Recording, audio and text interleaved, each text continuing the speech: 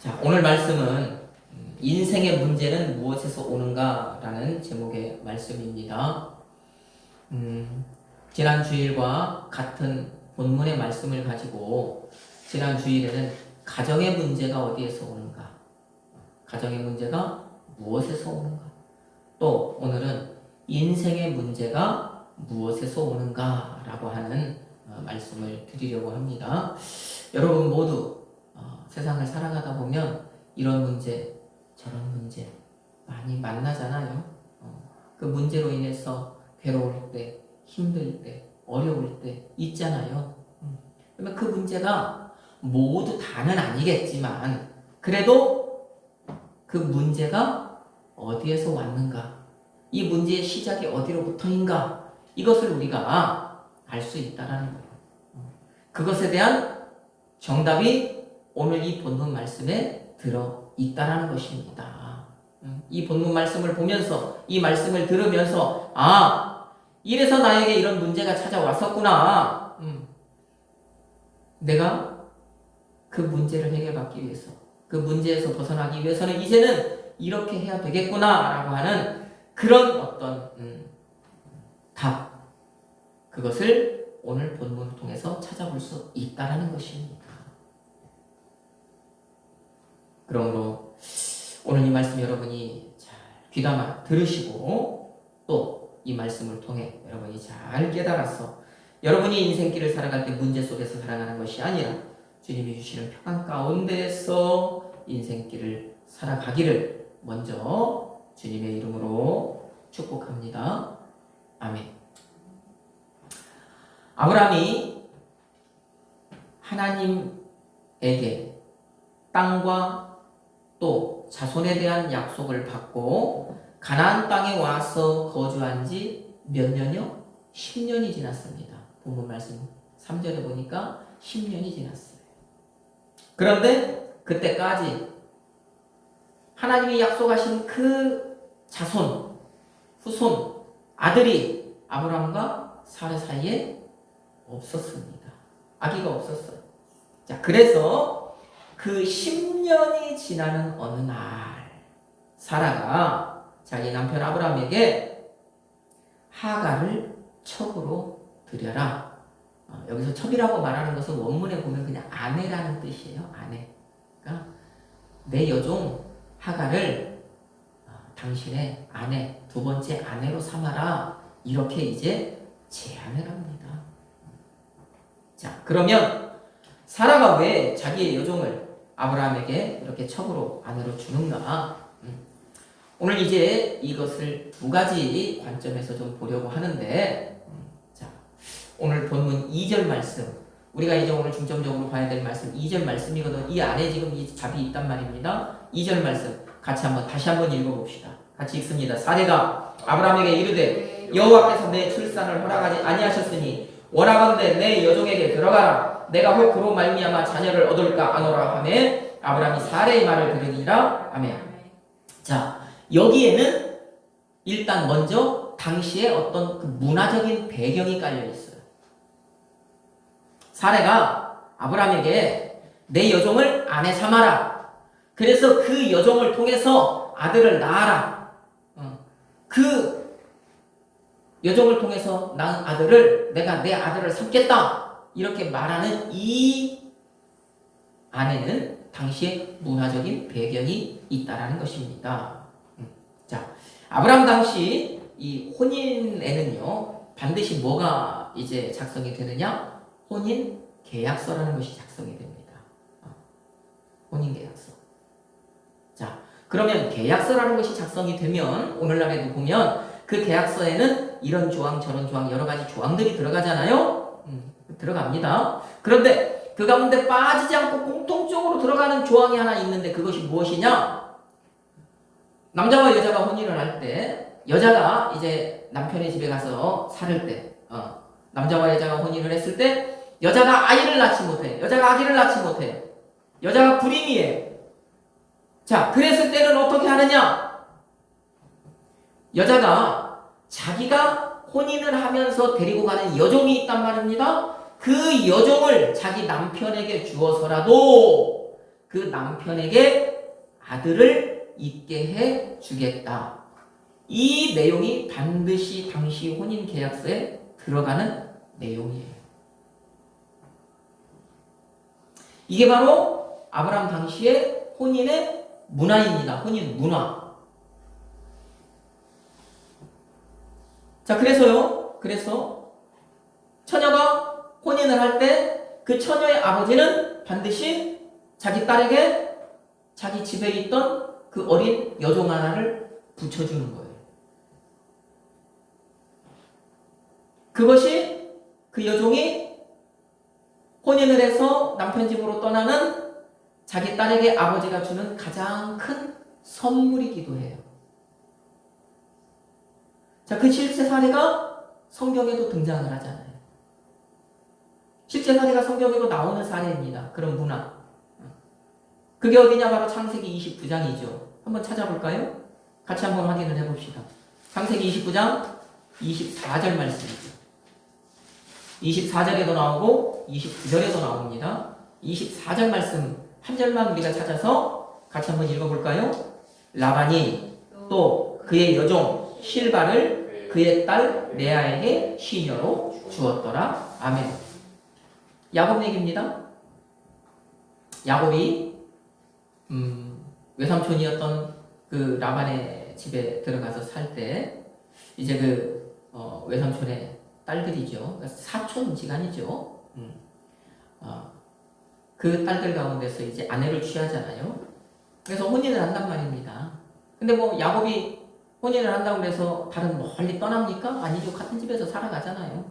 그런데도 보니까 그 라반이 장인이 처녀의 아버지가 자기 딸을 위해서 그 혼인을 해서 남편 집으로 가는 딸에게 뭘 주는 거예요? 지금 보니까 시녀를 주잖아요. 여종을 하나 주잖아요. 뒤를 이어서 야곱이 또 라헬도 아내로 맞아들이잖아요. 라헬이 야곱에게 시집을 갈 때도 똑같이 29절에 보니까 또 여종을 또 붙여주잖아요. 바로 이겁니다. 이거예요. 이것이 그 제가 말씀드린 당시의 혼인 문화, 이것의 실제 사례인 거예요. 그러니까 우리는요, 이런 당시에 이런 문화를 모르면 딸이 혼인하는데 여종을 왜 주는가? 아, 내 딸이니까, 내 귀한 딸이니까 좀 가서 편하게 살으라고, 이것저것 집안일 하지 말으라고, 그 종에게 대신 시키라고 그냥 그래서 줬나 보다. 우리는 거기까지밖에 이해가 안 되는 거예요. 근데 당시에 이런 문화가 있었단 말입니다. 자, 그러면 제가 이 문화를 지금 말씀을 드렸어요. 혼인의 문화, 혼인 계약서에 들어가는 문화. 그러면 이 라반이 지금 자기 딸들에게 이렇게 시집 갈 때, 혼인할 때 여종을 준 것이나 당시의 문화를 봤을 때, 그러면 그 여종을 왜 준다고요? 무엇 때문에 주는 것입니까? 딸이 혼인했는데 아들을 못 낳으면 데리고 가는 그 여종을 통해서라도 남편에게 아들 낳아주라는 거예요. 그래서 이렇게 여종을 붙여주는 겁니다. 여종을 딸려 보내는 겁니다. 그러면 왜 당시 이런 문화가 있었는가? 왜 당시에 이런 문화가 이렇게 성행을 했는가?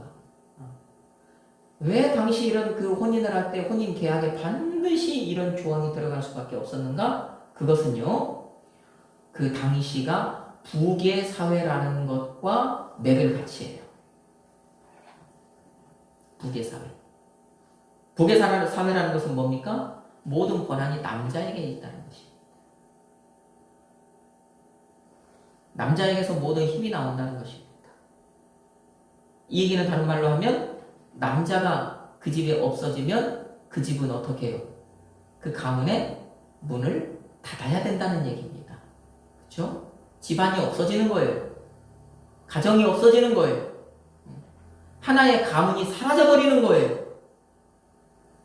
그러니까 남자를 통해서, 사내를 통해서 내가 혼인한 그 집, 내가 살아가고 있는 그 집에 대가 끊이지 않고 계속 그 대를 이어주는 것, 이것은요 여자에게 있어서는 굉장히 중요한 문제예요.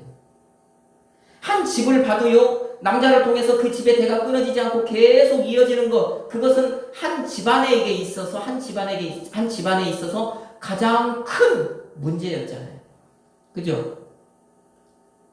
남자가 하나라도 있고 없고에 따라서 그 집안은요 존속을 하느냐 문을 닫아야 되느냐, 바로 갈림길에 서게 되니까.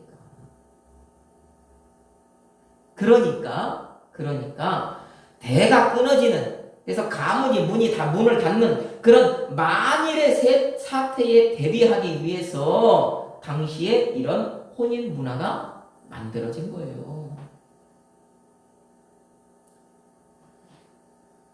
그래서 성경에도 보면 계대혼인, 그죠? 계대혼인이 등장을 하는 겁니다.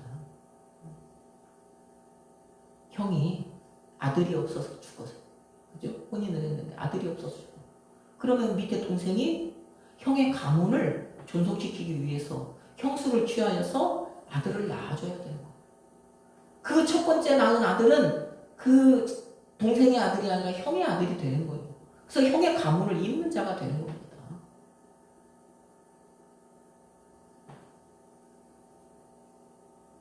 자, 이런 문화라는 것입니다. 그러면 아브라함과 사라는 이복 남매 사이잖아요. 그죠?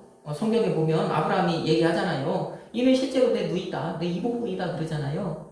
아비멜렉에게 나 거짓말한 거 아니다 그랬잖아요. 그러면 당시 문화를 봤을 때 사라도 아브라함과 혼인할 때 여종을 하나 데리고 왔어야 맞는 거죠. 근데 성경을 어디 봐도 그 여종을 데리고 왔다, 혼인할 때 여종을 데리고 왔다, 이런 내용이 없어요. 그런데 오늘 보니까 사라가 자기의 여종이라고 하갈이라고 하는 이 여종을 아브라함에게 주는 거예요. 그러면 이 여종은 어디에서 생겨났을까요? 바로 이 여종이 저 아브라함과 사라가 에불에 내려갔을 때, 그때 사라가 바로의 궁으로 이제 불려 들어갔었잖아요. 바로가 아내를 삼으려고 그 사라를 데리고 들어갔었잖아요. 그러면 누가 왕에게 간다라고 하는 것은 그냥 우리가 이렇게 평범하게 갈 수 있는 게 아니죠. 왕을 한번 보러 간다는 것은 굉장히 여러 가지 그 복잡한 형식과 절차와 어떤 그 치장이나 뭐 이런 게 다 있어야 되잖아요. 그러니까 당연히 사라에게는 몸종이 필요할까요? 필요하지 않을까요? 필요한 거예요. 그러니 바로의 신하 가운데 누군가가 사라에게 몸종을 붙여줬겠지요. 바로에게 가기 위해서 뭔가를 이렇게 준비하고 할 때 그 준비를 돕는 그 여종을 붙여줬겠지요. 그 여종이 이제 그 아브라함과 사라가 애굽에서 나올 때 그 사라의 이제 여종이 되어서 같이 나온 겁니다. 그래서 이제 사라에게, 물론 아브라함은 당시에 거부이니까 당시 큰 어떤 공동체의 우두머리니까 왜 이 아브라함이나 사라에게 다른 여종이 없었겠습니까?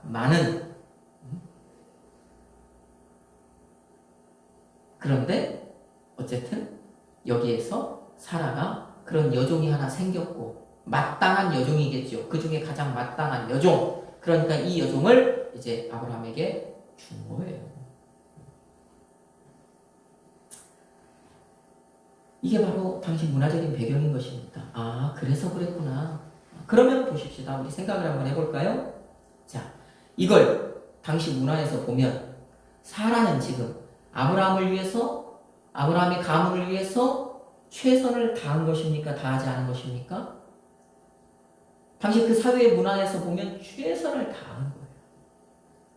또 사라의 입장에서 아브라함의 돕는 배필이잖아요. 사라는 그 돕는 배필의 역할을 다하려고 애쓴 것입니까? 애쓰지 않은 것입니까? 애쓴 거잖아요. 어떻게든지 내 남편의 대를 이어주기 위해서, 어떻게든지 내 남편의 가문을 이어지게 하기 위해서 정말 할 수 있는 최선의 노력을 다한 거예요. 당시의 문화를 통해서 봤을 때 그렇다는 얘기입니다. 자, 그런데 우리가 신앙의 관점에서는 이 사라의 행동이 바른 행동입니까? 바르지 않은 행동입니까? 마땅히 해야 될 행동입니까? 하지 말아야 될 행동이었습니까? 하지 말아야 될 것이라는 거죠. 신앙의 관점에서는 그렇다는 얘기입니다.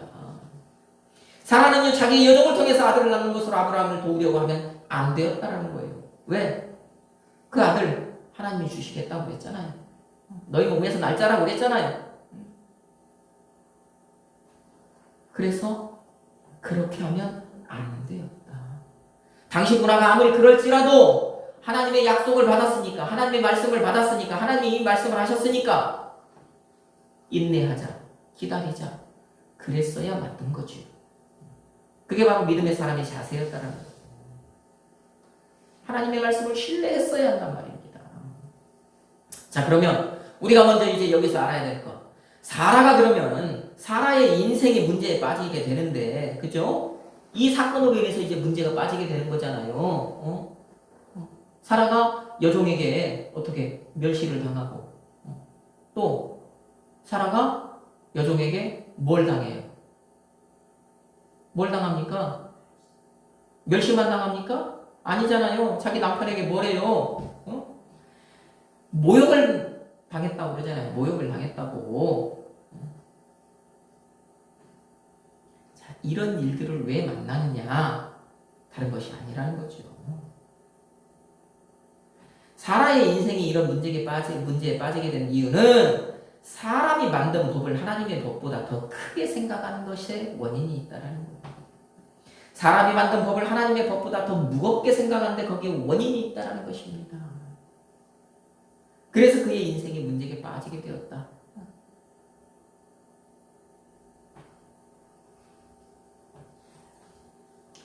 당시의 법을, 당시의 세상의 어떤 문화, 이거에 기초해서 생각을 하면 안 되었다는 거. 자, 그래서 이제 어떤 사라의 인생이 문제 속으로 빠져들어갔다라고 하는 것을 우리가 먼저 조금 이해를 하시고. 자, 그러면 또 여기 2절 말씀을 볼 때, 오늘 본문 말씀을 볼 때, 여기에는 그러면 또 어떤 문제가 있었을까? 사라의 인생에 문제가 왔는데 무엇 때문에 그 인생이 문제에 빠지게 되었는가? 자, 이제 말씀을 드릴 이것이 사실 오늘 제가 여러분에게 말씀을 드리고자 하는 핵심이에요. 2절 말씀 다시 한번 봅시다. 사라가 아브라함에게 뭐라고 얘기합니까? 여호와께서 내 출산을 허락하지 아니하셨다 그러잖아요. 사실 이 허락하지 아니하셨다라고 하는 이 표현은 우리 지금 개역개정 성경에서는 상당히 많이 순화한 표현이에요. 이것은. 자, 원문을 보면, 이 원어를 보면 허락하지 아니했다. 우리 성경에서 지금 허락하지 아니했다라고 하는 이 말이 어떤 말이냐면 막았다는 말입니다. 막았다. 더 나아가서는 방해했다라는 말이에요. 그런 뜻으로 사용되는 말이에요. 이 히브리어 이 아차르라고 하는 말이. 막았다. 방해했다. 그러면 사라가 지금 아브라함에게 여호와께서 내 출산을 허락하지 아니하셨다라고 하는 이 말을 직역해보면 이 말은 뭡니까? 여호와께서 내 출산을 막아섰고 있다. 지금 막아섰다라는 얘기입니다. 또 여호와께서 내 출산을 지금 뭐 했대요? 방해하고 있다는 얘기입니다. 그것을 지금 우리 성경에서는 조금 순화시킨 거예요. 허락하지 아니했다. 이렇게. 그러면 이 얘기는 뭡니까? 하나님께서 막았다. 하나님께서 방해해서 지금 내가 아기를 못 낳는다. 내가 출산하지 못한다. 이 말은 내가 출산하지 못하는 원인, 내가 지금 이렇게 아기가 없어서 심적으로 마음으로 무엇으로 이렇게 고통당하는 이 원인, 이 모든 것이 누구에게 있다는 얘기입니까? 하나님께 있다는 얘기입니다. 하나님께 있다. 그러니 이제 하나님이 그렇게 나를 지금 방해하고 있다. 하나님이 내 출산을 막아서고 있다. 그러니 아브라함에게 지금 사라가 한 얘기가 그 얘기잖아요. 여호와께서 내 출산을 막으셨으니 이제 뭐하래요? 원하건대 내 여종에게로 들어가라. 이 얘기는 뭡니까? 내가 혹 그로 말미암아 자녀를 얻을까? 이 말은 뭐예요? 이제 하나님께서 막았으니까, 하나님께서 방해했으니까 이제는 내가 좀 해보겠다 이 얘기잖아요.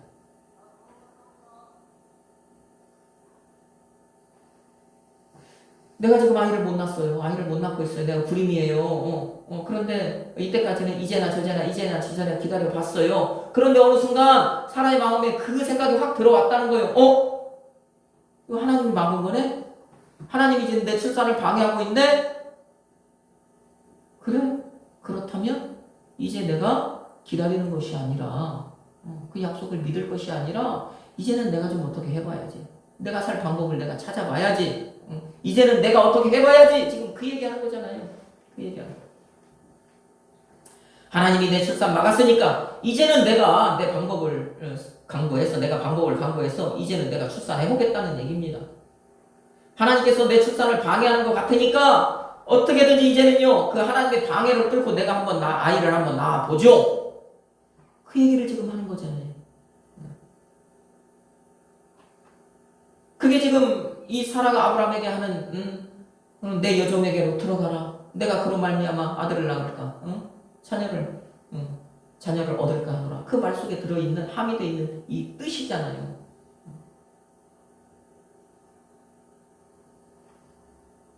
이제는 내가 하겠다. 자, 그 마음을 먹으니까 이제 남편에게 한 얘기가 뭐예요? 내 여종에게로 들어가라. 내 여종에게로 들어가라 그런 거예요. 들어가라.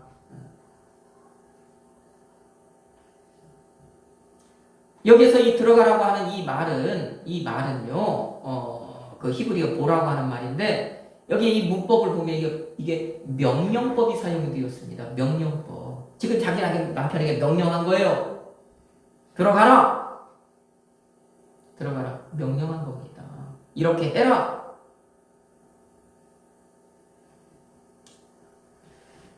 명령은 사람에게 명령은 누가 합니까?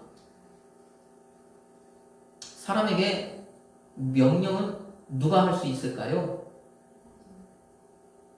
성경 말씀을 한번 찾아봅시다. 우리 창세기 7장 1절 말씀.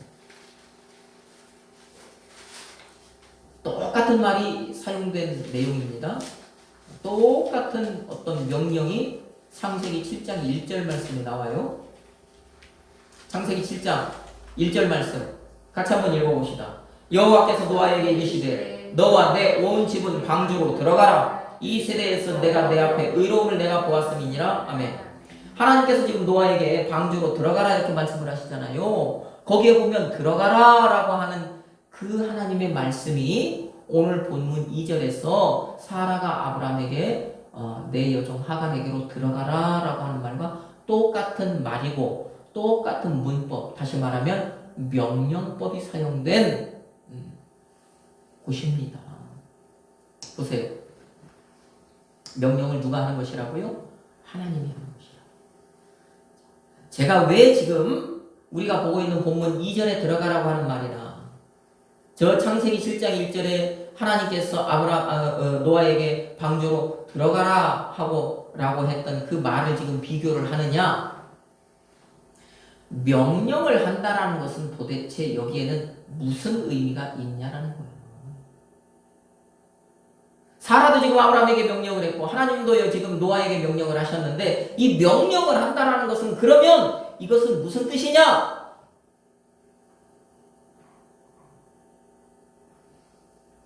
명령한다라고 하는 것. 이것은 주도권의 문제라는 거예요. 그죠? 주도권.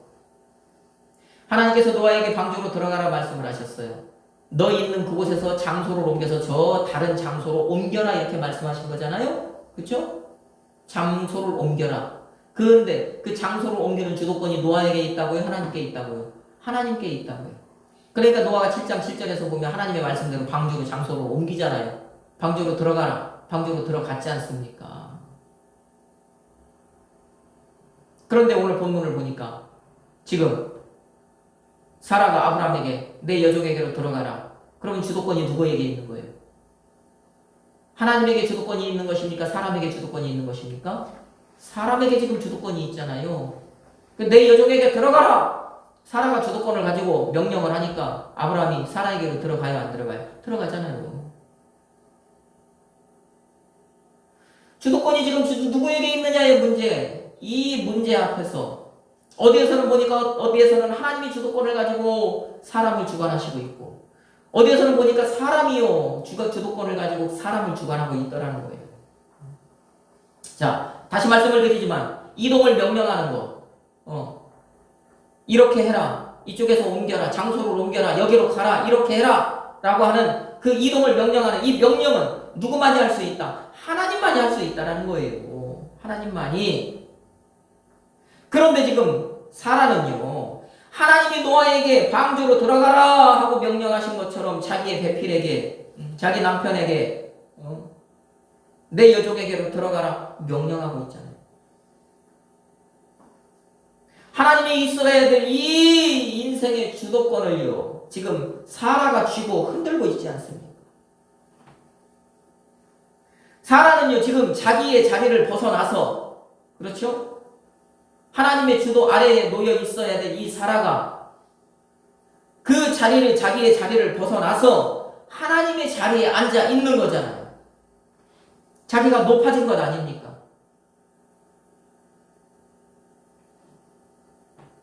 그래서 문제가 생기는 거예요. 그래서 그 인생에 문제가 생기는 거예요. 자, 모든 인생의 주도권은요, 하나님에게 있는데, 사라가 그 모든 인생의 주도권을 하나님에게서 빼앗았어요. 자기가 지금 인생의 주도권을 쥐고 흔들고 있단 말입니다. 이 얘기는 다른 말로 하면, 이는 하나님을 멸시한 거잖아요. 하나님을 깔고 온 거잖아요, 사라가. 그러니까, 그가 그랬던 것처럼, 그가 하나님께 그랬던 것처럼, 그녀도 자기 여종에게 멸시를 당한 것 아닙니까? 그러니까 멸시를 당하고 있는 것 아닙니까? 인생에 문제가 빠지는 것 아닙니까? 인생이. 자기가 하나님을 모욕 줬잖아요. 지금. 하나님 창피하게 했잖아요. 하나님 모든 인생의 모든 것들의 주도권을 하나님이 가지고 하나님께서 그 역사를 주관해 가셔야 되는데 그것을 하나님께서 빼앗았잖아요. 하나님에게 모욕을 안겨준 건 아닙니까? 그러니까 자기도 모욕을 당하는 거잖아요. 보세요. 자기가 어떤 그 삶에, 자기의 어떤 그 인생에 이런 주도권을 자기가 쥐고 자기가 어떤 명령권자가 되어서 자기가 이래라 저래라 하는 그 순간에 사라의 인생의 문제에 빠져버리게 되는 거잖아요. 지금. 그러니까 자기의 여종, 자기의 수하에 있는 아닙니까? 수하에 있는 사람 아닙니까? 당시의 종이라고 하는 것은 주인의 소유물이에요. 자기가 마음대로 할 수 있는 거예요. 마음대로 할 수 있다라면 살릴 수도 있고 죽일 수도 있다라는 얘기입니다. 자기 손안에 있다라고 하는 거예요. 그런데 자기의 손안에 있는 자기 마음대로 할 수 있는 그 종에게 멸시를 당하는 것 아닙니까? 모욕을 당하는 것 아닙니까? 그리고 자기 남편의 아기를 가진, 자기에게 그 낳은 아기를 안겨줄 자기 여종이잖아요. 그 여종을 자기 또한 학대하게 되는 거잖아요. 그 학대하는데 기뻐해서 기쁨으로 즐거움으로 학대를 했겠습니까? 학대하는 그 마음은 또 얼마나 지옥 같았겠냐고요. 그 마음이.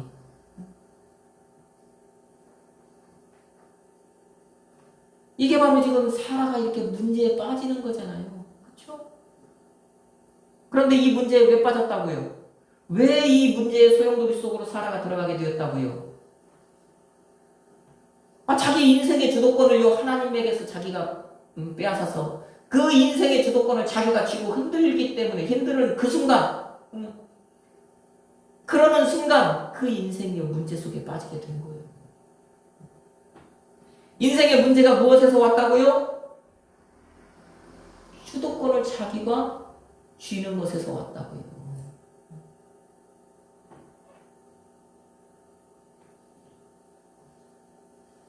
그것이 바로 창세기 3장에서 일어났던 일 아닙니까? 이미 일어난 사건이잖아요. 창세기 1, 2장에서는요, 그 아담과 하와의 인생의 주도권을 누가 가지고 계셨어요? 누구의 주도하에서 그들이 살아갔습니까?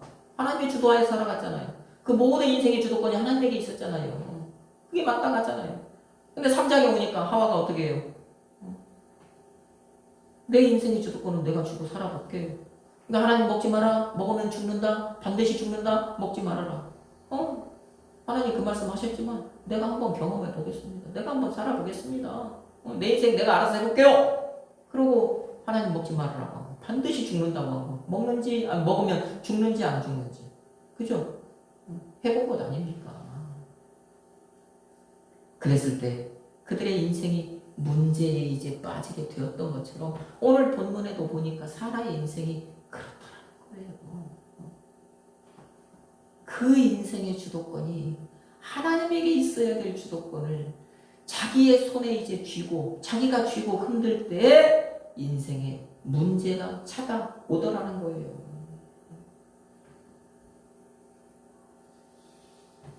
여러분 그러면 자, 이 말씀은 우리에게 어떤 말씀입니까?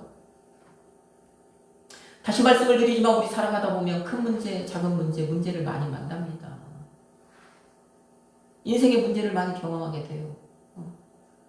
어떤 사소한 문제들도 만나겠지만 참으로 힘들고 어렵고 괴롭고 눈물 나는 그런 인생의 문제들도 우리가 참 많이 만나잖아요. 그렇죠? 그런데 그런 어떤 그 인생의 문제의 대부분은 어디에 기인을 하느냐? 오늘 본문 말씀에 비추어 볼 때 무엇에? 그 인생, 내 인생의 주도권을 내가 쥐고 살아갈 때 내가 해보려고 할 때 내가 꿈틀거릴 때 어렵더라는 거예요. 힘들더라는 거예요. 눈물 나더라는 것입니다. 하나님은 그걸 알았기 때문에 아담과 하와에게 그거 경험하지 말으라고 그랬잖아요. 경험하려고 하지 마. 내 말을 믿어. 경험하면 아파.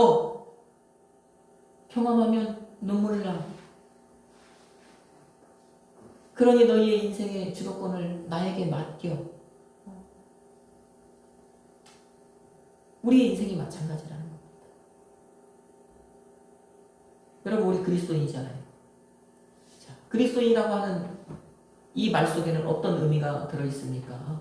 인생의 주도권이라는 문제 관점에서 볼 때 우리가 그리스도인이라고 하는 이 말 속에는요. 내가 주님을 주인으로 삼겠습니다.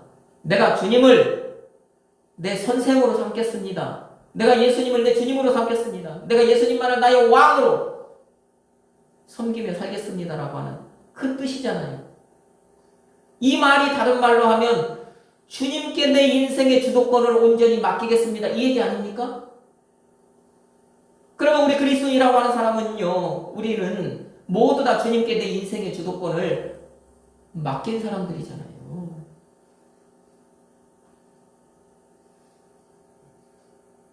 그게 바로 우리 그리스도인이라는 것입니다. 여러분 그런데 살다 보니까 내 주님께 그 인생의 주도권을 맡기고 살아간다고 살아가는데 그럼에도 불구하고 우리 이 세상 살아갈 때 인생의 큰 파도 작은 파도 풍랑을 만나요 안 만나요? 만나더라는 거예요. 그러니까 이제 우리 마음속에 이 사라와 같은 내 생각이 이제 막 피어오르는 것입니다. 어라 이게 아닌데 왜 이러지? 그죠? 여러분 내 인생은요 저 망망한 대해, 망망한 바다를 이 항해하는 그 바다를 가로질러서 내가 저 목적지를 향해 가는 하나의 배라고 한번 생각을 해봅시다. 내 인생이 바로 배예요. 내가 살아가는 인생이 그 세상이라는 바다를 건너가는 배. 그러면 내 인생의 키를 지금 내가 그리스도이니까 내 인생의 그 키, 방향을 정해서 나아가는 그 키를 주님께 맡긴 거 아닙니까? 자. 그런데 그 주님께 맡긴 인생의 배가 요 잔잔한 바다를 수통에 돛단 듯이 건너서 내가 참 목적하는 목적지 내가 원하는 그런 삶을 참 이렇게 순탄하게 살아내게 해 주었으면 좋겠는데 여러분 살다 보니까 내 인생이라는 배가 어떻게 해요? 막 파도에 흔들리는 때가 있다라는 거예요. 폭풍을 만나서 막 아이고 이러다가 내 인생 망가지겠는데 내 인생이라는 배가 깨지겠는데 그러는 순간들이 막 오더라는 거예요. 좀 이렇게 목적지를 향해서 갔으면 좋겠는데 매일 그냥 제자리에서 이것도 아니고 저것도 같은 막 그런 막 답답함도 어느 때는요 내 안에 막 생겨나더라는 거예요. 여러분 그때 우리가 어떻게 한다고요? 어떻게 한다고요? 오늘 본문의 사라처럼 우리가 그렇다는 거예요. 그때 견디지 못하고 내 인생의 배의 이 키를 내가 잡는 거예요, 이제. 주님께 맡겨도 별 소용 없네요. 크게 의미 없네요. 이제는 내가 하겠습니다. 사라가 그랬던 것처럼. 하나님 나를 막으시네요? 하나님 나를 방해하시네요? 이제 내가 할게요. 이제는 내가 알아서 살아보겠습니다. 내놓으십시오. 그래서 이제 이 인생의 배를요, 내가 이제 항해를 시작하는 겁니다. 내가 하겠다고 하는 겁니다. 내 힘으로 살아보겠다고 이제 선언을 하는 겁니다. 내가 주도하겠다. 그때 뭐가 시작이 된다고요? 그때 뭐가 이제 생긴다고요? 문제가. 그때 문제가 시작이 된다라고. 내 인생의 주도권을 내가 쥐는 그 순간에 문제 속으로 빠져들어간다는 거예요. 잘 가는 것 같지만 가서 보면 내가 원하는 게 아니에요. 엉뚱한 데가 있는 거예요. 이곳이 아니네. 그죠? 순탄한 것 같은데 가서 보면 딴짓하고 있었던 거예요. 헛사는 거예요. 잘 가는 것 같은데요. 어느 순간 가다 보니까요, 내 눈에 보이지 않던 암초를 만나서 배가 그 위에 덜커덕 걸려버리는 거예요. 배가 부서지는 거예요. 오도 가도 못하고 이도저도 못하고요. 거기서 넋을 놓게 되는 거예요.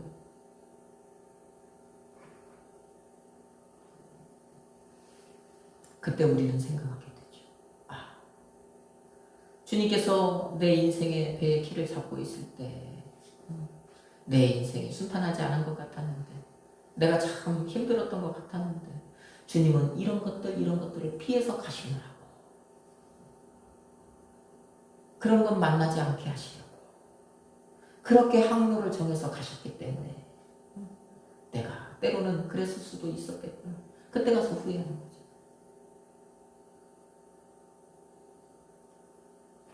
여러분, 내 인생을 길을 달리는 자동차라고 한번 생각을 해보십시다. 그럼 그리스도인은 주님께 인생의 운전대를 맡긴 사람 아닙니까? 그러면 그 인생의 자동차가 참 저 고속도로 같이 시원하게 뻗은 길로 탄탄대로로 좀 쫙 달려가지고 내가 원하는 목적지에 짱 하고 도착했으면 좋겠는데 그렇지 않잖아요. 내 생각에는 평탄하지 않잖아요. 가다 보면 내가 생각할 때는 어때요?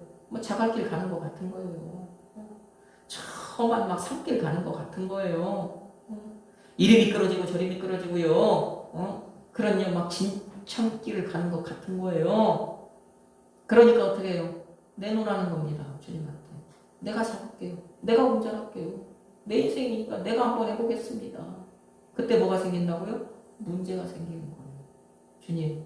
주님께 맡겨놨는데 주님이 내 인생을, 내 앞길을 막는 것 같아요. 주님께 맡겨놨는데 오히려 내가 예수 안 믿을 때보다 더 살기 힘들어요. 주님께서 내 인생길을 어떻게 더 회방을 넣는 것 같아요. 방해하는 것 같아요. 장애물이 되는 것 같아요. 그러니까 주님 내놔요. 내가 할게요. 그래가지고 이제 내 인생을 내가 주도권을 주고 딱 이제 핸들을 잡고 악셀을 밟았는데 웬걸요? 그때부터 인생의 안개에 빠지는 것 아닙니까?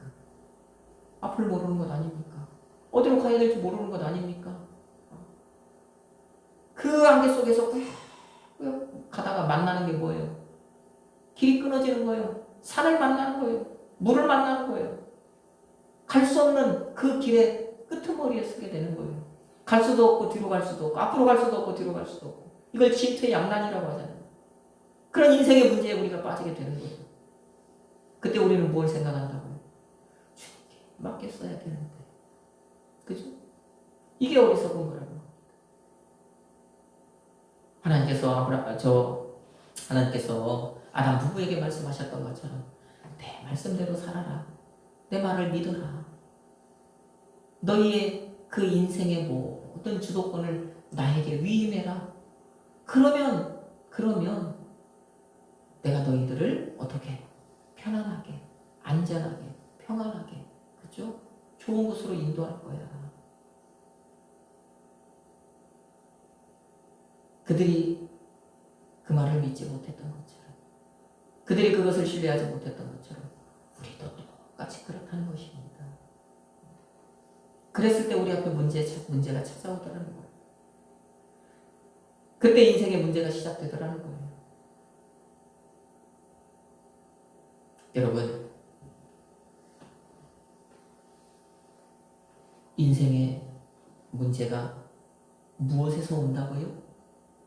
여러분이 살아가는 인생 가운데 만나게 되는 많은 그 문제의 대부분은 어디에 기인한다고요?